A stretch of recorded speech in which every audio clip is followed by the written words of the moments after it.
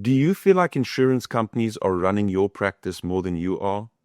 You're struggling to get your team on board with big changes you want to make in your practice. Or you're just wondering how to build a practice that runs more smoothly, supports your lifestyle, and is not going to burn you out. Well, then this episode is for you. Welcome to Bite Size Dental Marketing. My name is Ian, and today we have a special guest joining us, the Godfather of dental podcasting himself, Mr. Gary Takacs. Gary Takacs is a true pioneer in dental coaching and one of the most respected voices within this profession. Gary has helped hundreds of dental practices reduce insurance dependence, build stronger systems, and create practices that they actually enjoy leading. We talk about how you can get your team on board before dropping plans, how to shift from people dependence to system dependence in your office, and why marketing becomes essential when you're no longer listed on the PPO directories. Enjoy. Welcome to Bite Size Dental Marketing. Today I have Gary Takacs. Gary's had an amazing career as a veteran dental coach, a practice consultant. He's the co-owner of Last Smiles Dental Care and Thriving Practice Academy. I mean, Gary, you're every. No one can Google dental and not find your picture somewhere out there in the world. And you know, and the Godfather of dental podcasting. I mean, how can we not address that? Well, Eric, I would like to point out that picture in the post office, that's a different guy. That's not me. I understand. That's a different guy. Just like you, though. Just there. Yeah. The similarity How'd you is get started? Yeah. You know, Eric, first of all, it's great to be here on Bite Size Dental Marketing Podcast. Thanks for the invitation. I started right out of college I'm a University of Oregon graduate, which makes me a fighting duck, not just a regular duck, but a fighting duck. And we had a young family, and I had to make a living. And I was hired as a law clerk in a law firm that worked with physicians and dentists. And it sounds like a kind of a noble job, but actually I was the copy boy. I was the guy that pressed the button on the copy machine. And Eric, I don't want to sound overly proud about it, but I did a very good job of pressing the button on the copy machine in the workroom. Those were breaking down all the time. Those Xerox, I know what you're talking about. Shortly after I was hired as the clerk, the law firm expanded their client base. They were a regional firm in Oregon, Washington, and Northern California. And they expanded it to be nationwide, and their clients were physicians and dentists. And the founder of the firm, Rick Mercer, you might recognize that name. Some of our listeners will recognize that name. Rick was a visionary, and he wanted to deliver exemplary customer service to our clients. So clients would fly from all over the country, visit us in Eugene. And so he bought a 1957 Silver Cloud Rolls Royce. But I'd worked there for 2 weeks. And it was being delivered, and it got delivered to the top floor of the parking garage for our building, and we could look down at it to see the car. And everyone in the firm, raced over to the window when the car got delivered, and I was at the copy machine making copies. And Rick said, he had a booming baritone voice. He said, "Gary, come here." I didn't know I knew my name. I'd worked there 2 weeks, right? This is a firm that had about 80 employees. Didn't even think he knew me. And he said, "Gary, come here." He said, "Can you drive a Rolls Royce?" I said, "Sir, if it involves keeping this job, yes, I can." And he threw me the keys and said, "Pick up Dr. Baker at 2:00 at the airport." And now I became the copy boy Rolls Royce driver. And we were still living in married student housing, Eric, in a little duplex, and we had two young kids. And we were married, living in married student housing, and I had to drive that car home because I had to pick clients up at odd hours. And I know you'll find this amazing, but it was the only 1957 Silver Cloud Rolls Royce in the married student parking lot. So that's where it all started. I served in the 1980s. I worked for 2 large dental consulting firms, essentially learning my craft as a coach, or learning the foundation of my craft as a coach and a consultant. In 1989, I decided to take a leap and leave the comfort of the corporate world and start my own consulting firm. I still had a lot to learn, but by then I had worked with over 500 practices in all 50 states. And I thought, well, I've got a lot to learn, but I know enough to get started. My wife was a kindergarten teacher. We had 2 kids, later to become 4, and we launched my consulting firm. I've had my own consulting firm ever since. And it's really been a wonderful, wonderful ride. Pardon my enthusiasm, but I love our dental profession. We have the ability to change people's lives every day. It could be something that we do clinically, or it could be something we do behaviorally. Maybe we just, are extra empathetic and become extra good listeners to help a patient. But there's so many things we can do that have a positive impact on our patients' lives that it truly is an amazing profession. Yeah, I find that dentists underestimate the impact they have on people's lives, and my story is well documented. But I didn't meet a dentist until I was around 23, 22 years old, coming from rural Oklahoma. But yeah, I mean, there was a dentist just did right by my mom, and I was trying to do right by him. And next thing here we are with the company. But if you think through your time in dentistry and think through it from a as a business owner standpoint, right? What do you see as the big milestones in dentistry ownership since the 90s to the aughts to today? Well, if I fast forward for your listeners' benefit, in 2007, I learned that in Arizona, where I am, you don't have to be a dentist to own a practice. I thought, what? Wait, I thought you had to be a dentist. Well, not in Arizona. So I decided I wanted to own a practice so I could have a test kitchen where I could test concepts out and I could report back to my clients. And by then I was speaking quite a bit, and I could report to my audiences what was working and what wasn't working. So I partnered with a young dentist, Dr. Paul Nielsen, 2005 grad at the University of Washington, and we bought what could only fairly be described as a fixer-upper practice. It had ankle-high orange shade carpet, avocado green countertops, was really in need of a lot of things. But it did have about 1,000 active patients, all of whom needed treatment. And we said, well, hey, we can change that other stuff. Let's start there. And Eric, I have to tell you that I thought it would be extremely useful to have that experience, as my clients were experiencing as an owner. But it massively exceeded my expectations. I jokingly like to say that, prior to '07, I had 27 years of experience working as a coach and as a consultant in all 50 states. But I say, after '07, I thought I knew a little bit about cancellation and no-shows. And then I got a PhD in cancellation and no-shows because we're dealing with it day to day. But to answer your question, I think every career path in dentistry has its merits, and every career path can be a good career path for an individual. Practice ownership, being an associate doctor, teaching, maybe working in a community health clinic. It's all good.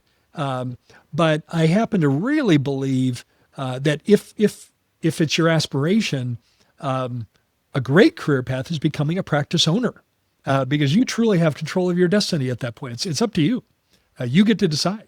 Now it comes with consequences as well. We bought the practice in '07, and in Arizona, you might remember what we now call the Great Recession. Folks in economics will remember that 08, 09, 07, 08, and 09 are what's now considered the Great Recession. In Arizona, it hit us in '08. We were a little bit lagged behind the national economy, and it hit like a ton of bricks. And we had to figure out how to navigate that, and had to figure out how to not only survive, but thrive in the midst of all of it. And we were able to figure that out. A lot of just seat of the pants decision-making there. And we were able to not only survive it, but figure out how to thrive in what was a tough economic situation. But I do think pathways to practice ownership now, if a dentist has that, he or she has that as an aspiration, there's a lot of ways to do that. Paul had spent, he graduated in '05. So his first 2 years out of dental school, he and his wife, Erin, wanted to relocate to Phoenix, coming out of Seattle, to be close to her family, who was here in Phoenix. And so he worked in 3 different associateships. Each one was 2 days a week. That was, he was working 6 days a week, but he was trying to get real world experience of what it was like in practice. And when I met him, I told him I was I was looking for a dentist to partner with, and that's how our partnership came together. And we bought this practice, and over a period of time, proceeded to develop it into our version of our ideal practice. And we built an ideal office in 2011, added a second doctor, Dr. Tim Schmidt, in 2013. Tim became a partner in 2015. We continued to develop it. If I could describe the foundation of LifeSmiles, the foundation is a combination of two things: everyday general dentistry and a really strong hygiene department. So think about whatever you would think of, Eric, as everyday general dentistry. Paul and Tim both have a fellowship and a mastership in the AGD, so are well trained in general dentistry. So everyday general dentistry combined with a really strong hygiene department. Dr. Reed, Omer Reed, taught me, and when I met him in the early 80s, he said, Gary, always remember that the backbone of a thriving practice is the hygiene department. And he said it so convincingly that I didn't really know what it meant. I mean, I certainly knew what it meant, just conceptually, but I didn't fully understand the impact of that. But he said it so convincingly, it's like, it's imprinted on my brain today. And so the hygiene department's always been a really important part. And then we've added some specific high value services. Think about the foundation, and then think about the high value services as, the structure we put on top of the foundation, or the icing on the cake. So things like placing restoring implants, adult orthodontics, Invisalign specifically, cosmetic dentistry, which can be a lot of things, but I tend to think of cosmetic dentistry as lab fabricated veneers, oral conscious sedation for people that are nervous about going to the dentist. We can make a visit completely comfortable for them. Arizona, where a lot of the patients are older and have more complex needs, we can do full mouth restorative dentistry. And then more recently, helping diagnose and treat obstructive sleep apnea with some dental solutions. So those are the 6 high-value services that go, in our case, on top of the foundation of everyday general dentistry and a really strong hygiene department. You mentioned hygiene. What other factors or components do thriving practices have in common? Well, a couple things immediately jump to mind. Thriving practices are systems-driven as opposed to person-dependent. Many practices become very dependent on an individual. And that individual may do their job extremely well. We had that happen at LifeSmiles. I had a really, really good team member, like someone that I wanted to be in our practice for, the next 30 years. She was amazing. And one morning she came to me with a sad look on her face. And she said, Gary, I need to talk to you. No employee has ever needed to talk to me and good news came out of it. Not one time. And when you combine that with the look on her face, it was not going to be a good conversation. And we sat down and she said, Gary, this is my dream job. You and Dr. Paul are my dream employers. This is my dream job. I plan to be here forever. But it isn't going to work out that way. I need to relocate for family reasons. And, we both shed some tears and hugs and support. I let her know that, hey, you've got to do what you've got to do, and we're going to support you, and you're going to be missed. And it was at that point that I got serious about developing systems, because the truth was I was person dependent, because she was extremely good. She was our lead admin team member. We didn't use the term at the time, but would have considered her our office manager. And just extremely talented, deeply committed to the style of practice that we had, committed to a great patient experience. And it allowed me to, we had other dragons to slay in the practice because it had so many things to do. We had so many things we had to upgrade. And we were a paper chart still at that point, film radiographs. Do you remember those days? Remember the stinky tank and the radiographs? So there were other dragons to slay. And so I was sort of lulled into letting her do her thing. And that was going to work out perfectly until she had to leave. And that's when I said, well, we've got to become system driven. So one of the things we created was these 24 systems. I call them the 24 systems for a thriving practice. And they become part of our foundation. They provide the support for our team members, provide accountability, provide direction. And then we're systems driven rather than person dependent. Another element that I would say, and something I had some very good mentors early on, was the importance of having a relationship-driven practice as well.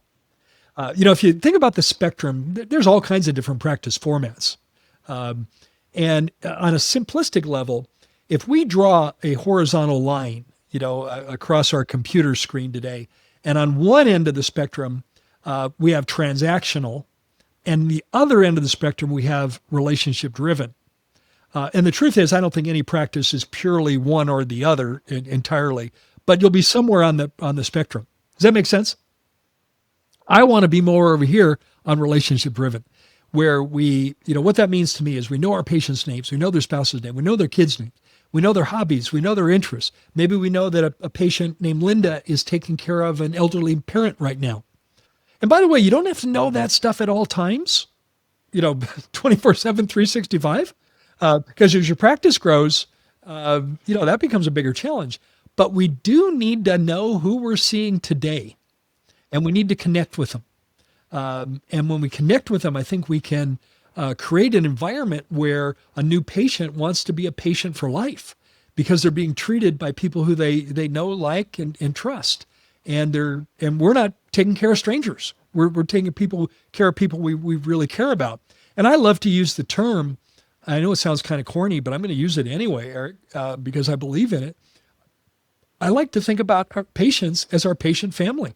You mentioned people versus systems, and I agree. One of the most, I'm a business owner, and it feels so good when you have this rock star person locking down a section of your business, right?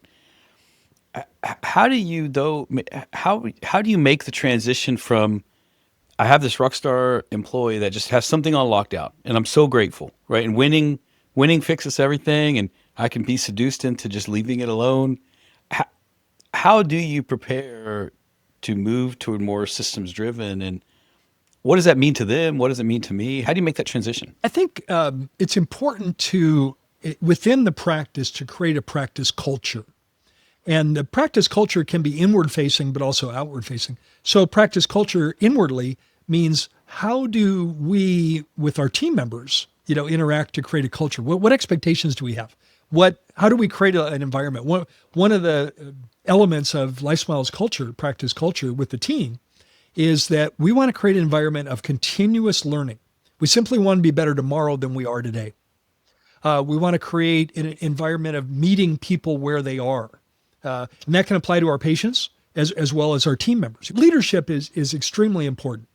And you've got to lead your team. You've got to create an environment where they want to come to work, where it has meaning, it has purpose.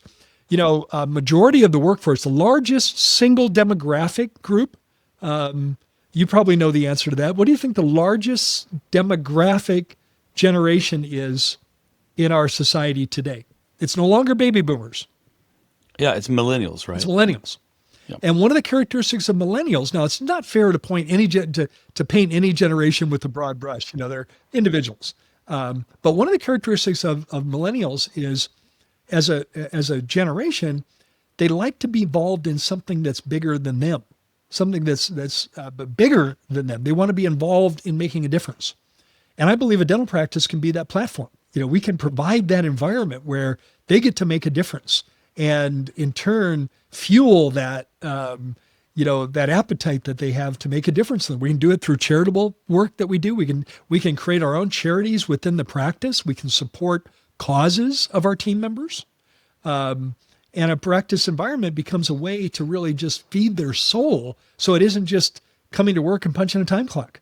And I think it's up to the owner, in our case owners, to create that environment where we want to be an environment that feeds their souls, that literally wants them to imagine being there for a lifetime of employment. How do you take someone, though, who's fallen out of love with dentistry, who's having burnout, who's they're in insurance programs. Of course, we all want to be fee for service, but hey, look, being a fee for service practice in 2025 takes a level of execution that is above, some.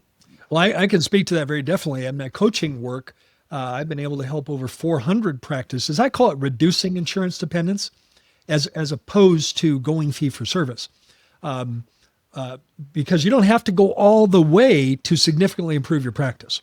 Every time you successfully drop a plan, then you've improved your practice. But I always tell my clients, if your goal is to go all the way to fee for service, I'm going to be your biggest cheerleader because that's the way to get the most out of it. But it's not always appropriate in every practice situation. But if you can reduce that footprint, and the main gripe that I have with PPO plans is I don't believe a third party should set our fees. We should be able to set our fees based on our style of practice, our cost of doing business, and have that be relevant to our practice and not have some third party that doesn't give a rip about the quality of care we provide setting the fees. And, it's been able to do that in over 400 practices in all 50 states, in every practice locational environment, urban, suburban, large town, medium-sized town, small town, company town. Two cities in our country are good definitions of company towns. Seattle, Washington. In Seattle, there's 4 major employers in the greater Seattle area. In no particular order, it's Boeing, Aircraft, Microsoft, Starbucks, and Amazon. Amazon has a huge headquarters and distribution center there. And a lot of people in greater Seattle work for those 4 companies. And there's a lot of people who think, well, because those employers are so large here, I could never reduce insurance here. But my answer is, does everyone in your drawing area work for those 4 companies? How about finding people that don't have insurance? Now, You only need 2,000 people in Seattle that don't. Yeah. Eric, you just hit the nail on the head. A 2,000 active patient base can be an incredibly successful practice. You only got to find 2,000. We don't find all of them. For me, the biggest challenge of moving to less insurance dependent is the culture of the front desk. For us, it goes from do you accept my insurance being the biggest barrier to entry into the practice to I don't want to be salesy, but like you are moving to a sales position of how getting behind the question. There's all sorts of philosophies on how to fill that call, but you're definitely moving from a yes no binary question to a nuanced question, and that culture is the one that we struggle with in marketing. Well, the first step is to get the team behind it.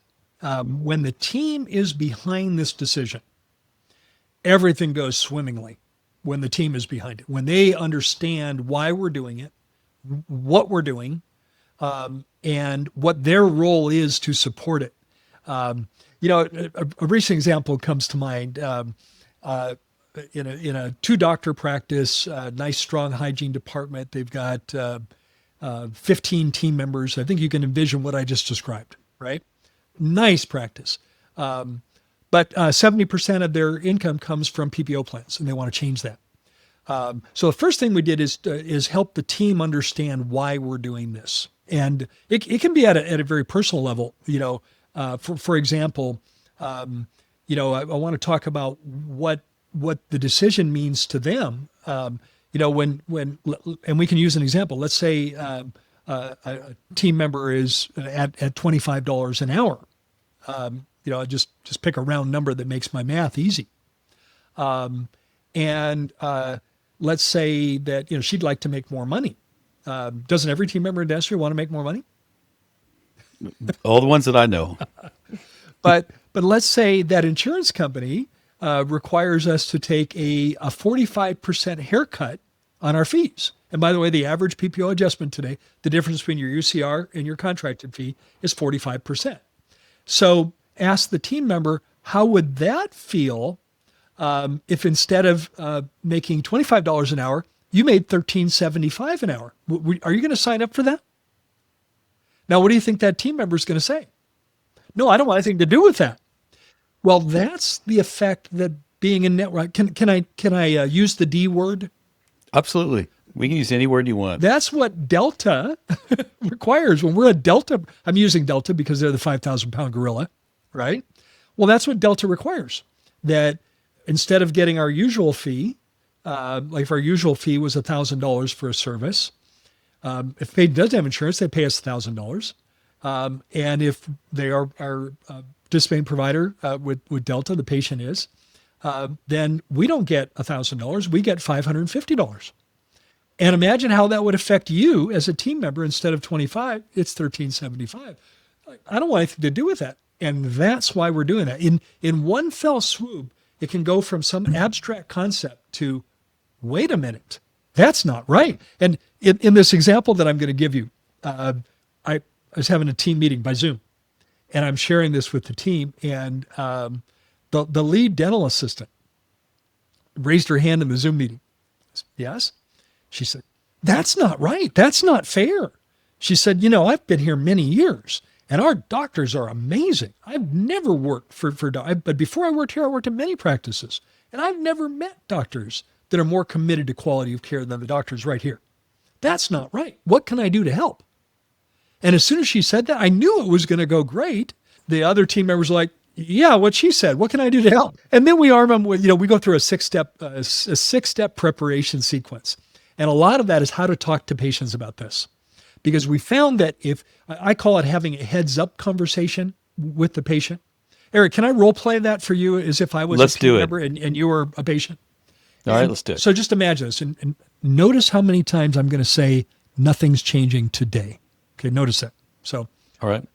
Hey, Eric, I want to share a discussion with you today about a decision we've made that impacts you. Now, nothing's changing today, but effective, I'm going to pick a date in the future, effective this fall, September 1st, will no longer be contracted with your Delta Dental Insurance. Again, nothing's changing today, but that'll be in effect after September 1st. But here's the good news. After September 1st, you can continue to choose our office for your care. You can use those Delta benefits right here in our practice. We'll file your claims for you like we always have. And we're on your side to help you get every dollar of benefit that you have. And now I tell you what I want you to do. Nothing's changing today, but after September 1st, I hope you understand how committed we are to delivering the highest quality dentistry that we can possibly deliver and making every visit a positive experience for you, that you continue to come to our office for your dental care. We're going to send you a letter, but I want to have the conversation with you so you would know and wouldn't be a surprise. And that's the heads up conversation. And we do that. So let's say we're resigning from Blue Cross Blue Shield. What we'll do is we'll pick every patient on the schedule that day that's Blue Cross Blue Shield, and we'll assign a specific team member or doctor to have the conversation with the patient. We do that to make sure no one slips through the cracks. And we typically will base that on who's got the best relationship with Eric. Mm-hmm. Could be the doctor, it could be the hygienist, could be an assistant, could be an admin team member. And we have the heads up conversation with them. Now, how are you answering so when I said something to the tune of, okay, that's great, so I'm going to pay more money for my cleanings, or yeah, the most common, how much more? For some people, when you have that conversation, that September is way off, and I said at least 3 times, nothing's changing. So nothing's changing today? No? Oh, okay. It goes in one. But the most common question is it going to cost me more to come here? And specifically what they're asking for is the hygiene appointment. Because think about when you're in network, what's the co-payment for a hygiene appointment? It's 0. And so how we answer that question? So Eric says, well, will it cost me more, after September 1st? What we'll say is, Eric, right now we don't know. It is possible that you'll have to pay more. Right now we don't know. Delta's being a little, Blue Cross Blue Shield's being a little bit difficult with us, but we will find out. Here's what I suggest you do. Let's go ahead and make your appointment in September, so we have it on the schedule and you have it marked. Between now and then, we'll find out, and then we'll reach out to you well before your appointment time and let you know. Once we know, we can give them the answer. Once we start collecting EOBs and seeing what the out-of-network fee schedule is, we can actually answer it. But I don't really think I don't know is a good answer, but sometimes it's the best answer we have. All the while, we're gauging what patients are doing. Like I had a call this morning with an office that's midstream on this, and I checked in with the office manager. I said, what are you hearing from your patients as you're having these heads-up conversations? It's kind of all over the map. And we talk about it. And then said, are they making their next hygiene appointment? She said, yeah, I can only think of one patient that we've had a conversation with out of hundreds that didn't make their next appointment.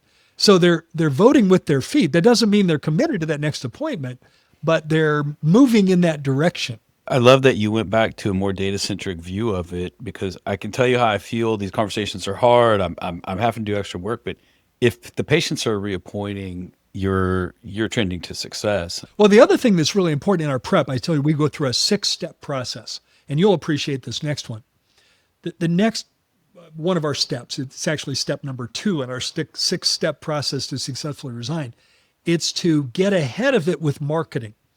I want every one of your listeners, I want you to think of your insurance adjustments from this moment forward as a marketing expense.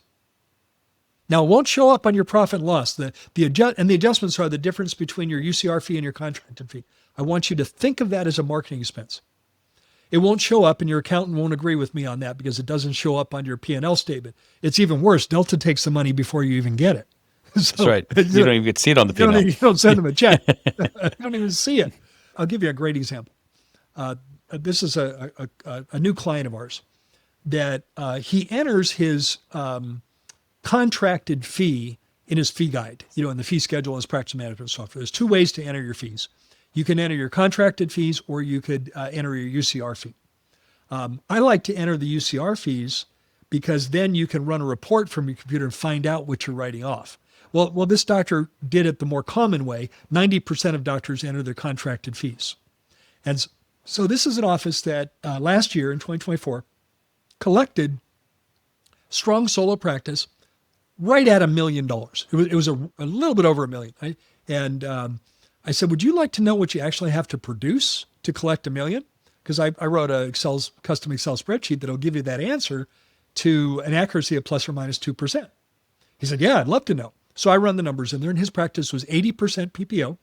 His average adjustment was 42%. Those are built into the equation in Excel. He had to produce $1 million. Let me guess. Okay, go ahead. Let me guess. All right. 80% PPO, 42% average adjustment. What do you think? 1.38. $1,537,000. Wow. He had to produce $1,537,000 in order to collect $1 million. Now, if you've just popped into this podcast and you just heard that statement, you think, wow, that office has a collections problem. No. They don't have a collections problem. Mm-hmm. They have an adjustment problem. A $537,000 a year adjustment problem.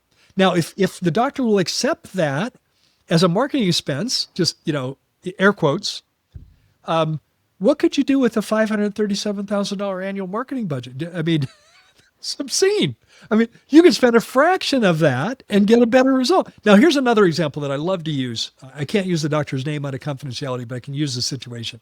And the reason I love to use this is because it represents 2 years side by side.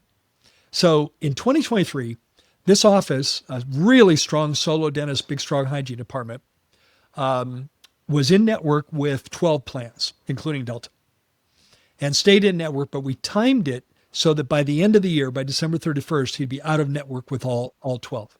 And in 2023, this office produced $1.9 million in real fees, in UCR fees, and collected $1.4 million. Now, next year, we had the perfect canvas to track it for the entire year being out of network. Okay, drum roll, please. In 2024, the office produced 1.8. Production went down from 1.9 to 1.8, but collected 1.7. Eric, we're getting to know each other, but I think you're going to get this one right. Which one would you prefer? Which year would you prefer? The dream is always to work less and make more. Yeah. I like the second. Sure. Yeah, the second one. By the way, can you guess what the $100,000 difference? So the difference between producing 1.8 and collecting 1.7 was? Can you suggest? Because by then he's out of network. What was that $100,000 adjustment? I mean, it had to be the patients the Delta patients, right? No, it was the in-office membership plan. The in-office membership plan. So, I see. So, I like the idea of an in-office membership plan because it's a great carrot to attract people that don't have insurance. And the way I typically teach that is you come up with an annual fee for 2 cleanings, exams, and x-rays. You could add things that you want. It could be fluoride, sealants, whatever, whitening. And then we offered those patients that are part of the membership plan a 10% savings on, and let's be honest, it's a 10% discount on any service in the practice. Now, Eric, I don't like the 10% discount, but I like it a lot better than the 45% under Delta. Yeah, and for us, as you're having those heads-up conversations, it allows you to ease the transition. If they are having to pay more, I now have something else I can offer you too. Right. And one other thing that I think it'll be important for your listeners, we always assume if the patient has insurance that their employer is paying for the insurance, right? As a benefit of employment. That's not always the case. Because in many cases, the employer will provide it as an option because they have group buying power, but then the employee actually pays for it themselves in the form of a payroll deduction. And so we always ask, does your employer pay for that, or do you pay for it in the form of a payroll? And then they'll say, well, I see it in my pay stub. And then we say, let me show you our in-office membership plan. You can opt out of that one. This one might be a whole lot better. Now, I have a final question for you. And my answer is 1, by the way, in all the time. In your experience, has anyone ever gone closer down the spectrum of fee-for-service and been like, this is not for me, and gone back? I have advised a very, very, very small, twice, I've advised clients not to do this. And it wasn't that they couldn't ever do it, but they weren't in a position now to do it. I have a quick exercise. I'll close on this. It's kind of a litmus test I use before we actually pull the trigger and resign. I call it the ultimate team meeting. Okay, ready for this? Ready. Yeah, I asked the doc, call a team meeting. It'll be by Zoom with me. And don't have an agenda. Just say, Gary asked us to have a meeting today.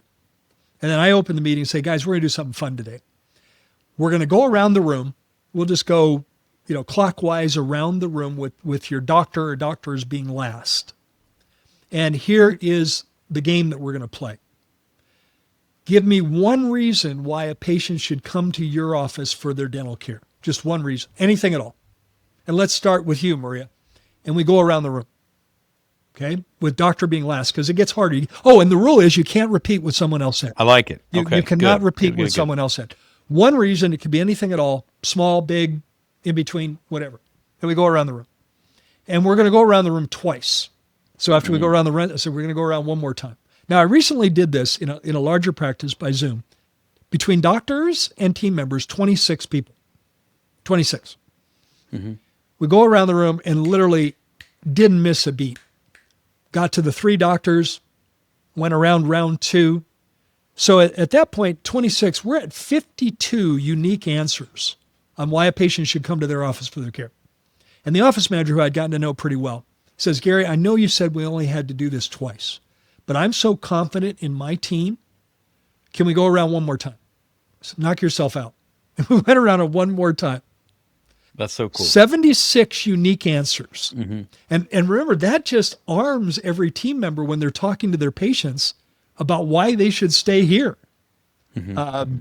And so I've never had this happen, but imagine that I was doing this and say it was a team of 12. And we get to team number 4 and we get crickets. We got crickets. We got nothing. Guess what? We're not ready to go out of network. That's right. You can't articulate the our value proposition or our why, whatever gets you up in the morning. You're probably just there for a paycheck at that point. You're there for a paycheck. But when you have a relationship-driven practice, when you have a team that's all on the same page, committed to the vision of the practice and knowing their roles, knowing how they fit, as a spoke in the wheel, and truly having a connection with patients. It's the 80-20 rule. It's you're definitely generating 80% of your profit from 20% of your patients. And conversely, you're generating 80% of your discord by 20% of your patients. It's really joyful work, and it's fun to see team members get engaged and understand. That ultimate team meeting is a lot of fun. And it's cool to see some of the things they come up with. And when I said we went around the room and had 76 unique answers in this office, and the doctor said, "Oh my gosh, we should have done this a long time ago. We should have bailed on these plans a long time ago." When we're working on an account together, Gary, and we're doing the marketing, I want you to send me that meeting because that's marketing gold. Yeah, that would be a blast. But it is very important to get your marketing ahead of it. You want to replace people that you're going to lose patients. I wish I could tell you there's a way to do it, not lose patients, but I've never seen that happen. But the goal is to minimize the loss of patients. But if you can replace those proactively through marketing, which then you're set up well to navigate this. The mistake is to deal with, maybe you think, well, I've never needed marketing. It's because you're listed on Delta's website. But as soon as you get delisted, then you need another source, which I'd much rather go to Google than Delta anyway. And the truth of the matter is you're not going to have to put that much money behind it. Most of our practices are somewhere in the 3 to 5% collections. Well, and compare that to that office that was $537,000 a year in adjustments. Yeah. It's going to feel like a big bill because you've never paid it for a minute, but in reality, it's an investment into yourself. You and I are on sync on marketing budget. I'd like to spend as little as I need to produce the quality of people that I need. But 3% would match up with a practice looking for, say, single-digit percentage growth every year. That's right. And if you're looking for more aggressive growth, like 10% or more, closer to 5, somewhere between 3 and 5. And when you compare that to 45%, it's an easy math equation.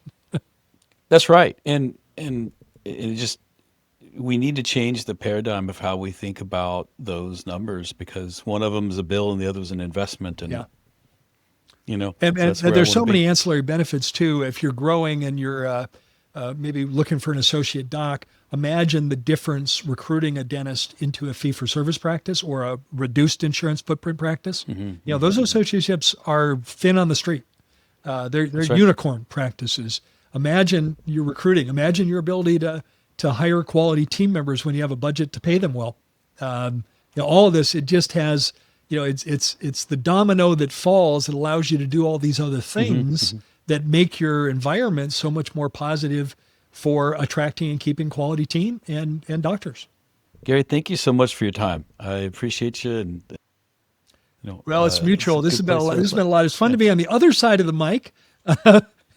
Usually I'm the one asking the questions, but it's really fun to be on the other side of the mic. I'd love to anytime join you for a future one as well. But I'll provide some contact information for the show notes for you, and just let your listeners know, please feel welcome to stay in touch. Would love the opportunity to hear from any of you. We'll provide that in the show notes. But in the meantime, thanks so much for the invitation. Gary, thank you for your time. It's been a pleasure.